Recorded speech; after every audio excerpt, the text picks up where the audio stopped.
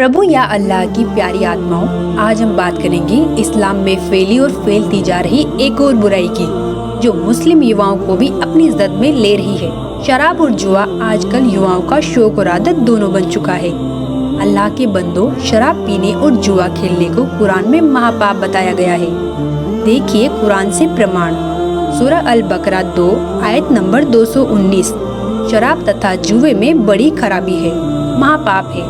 प्यारे मुस्लिम भाइयों, इस बुराई से जितना जल्दी हो दूर हो जाओ। अल्लाह के और भी नेक आदेश जानने के लिए जरूर पढ़े पुस्तक मुसलमान नहीं समझे ज्ञान कुरान।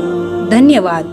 फजाइले अमाल मुसलमानों की एक विशेष पवित्र पुस्तक है, जिसमें इबादत की विधि तथा पूर्ण परमात्मा कबीर साहिब का नाम विशेष रूप से वर्णित है। जैसा कि आप निम्न फजाइले अमाल के ज्यों के त्यों लेख देखेंगे, उनमें फजाइले जिक्र में आयत नंबर 1, 2, 3, 6 तथा 7 में प्रमाण है कि पाक कुरान का ज्ञान उतारने वाला अल्लाह ब्रह्म काल अर्थात शर पुरुष कह रहा है कि तुम कबीर अल्लाह की बड़ाई करो। वह कबीर अल्लाह तमाम पोसीदा और जाहिर चीजों को जानने वाला है और वह कबीर आलीशान रुतबे वाला है। जब फरिश्तों को कबीर अल्लाह की तरफ से कोई हुक्म होता है तो वे खौफ के मारे घबरा जाते हैं। यहाँ तक कि जब उनके दिलों से घबराहट दूर होती है तो एक दूसरे से पूछते हैं कि कबीर परवरदिगार का क्या हुक्म है। ये सब आदेश कबीर अल्लाह की तरफ से हैं, जो बड़े आलीशान रुतबे वाला है। हजूरे अक्सर सल्लल्लाहु अलैहि वसल्लम हजरत मोहम्मद का इरशाद कहना है कि कोई बंदा ऐसा नहीं है कि ला इलाहा इल्लल्लाह कहे उसके लिए आसमानों के दरवाजे न खुल जाएं, यहाँ तक कि यह कलीमा सीधा अर्श तक पहुँचता है, बशर्ते कि कबीरा गुनाहों से बचाता रहे। 2 कलमों का जिक्र है कि एक तो ला इलाहा इल्लल्लाह है और दूसरा अल्लाहु अकबर अर्थात पूर्ण परमात्मा कबीर भगवान।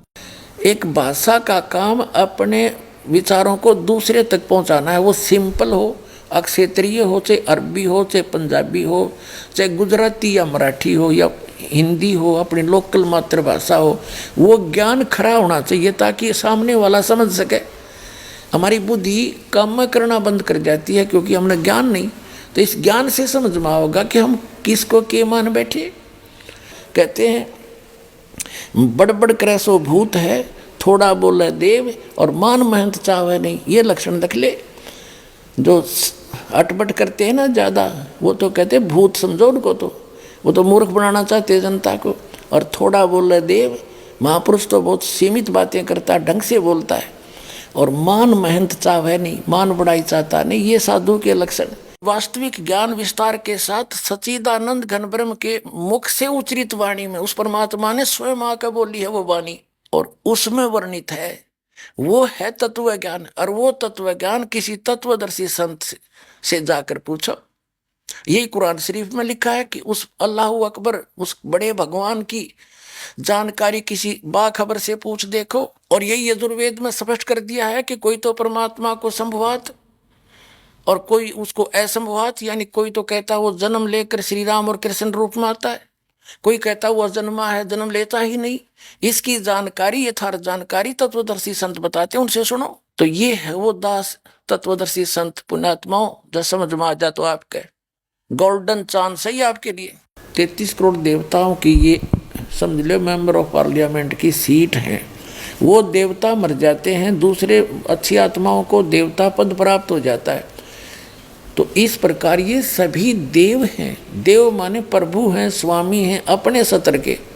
लेकिन कुल का मालिक, जिसको महादेव कहते हैं, बड़ा भगवान कहते हैं, अल्लाहु अकबर कहते हैं, वो सबका मालिक है। उसके सब देव हैं। ये अन्य देव भी उसके हैं, उसके अंतर्गत हैं, उसके कंट्रोल में है। वो सबका मालिक एक है और ये अपने सत्र के प्रभु हैं। ये सब खुदा होते हुए भी उस एक खुदा के हैं। ये सब खुदा भी हैं। ये है रियल डेफिनेशन ऑफ गॉड।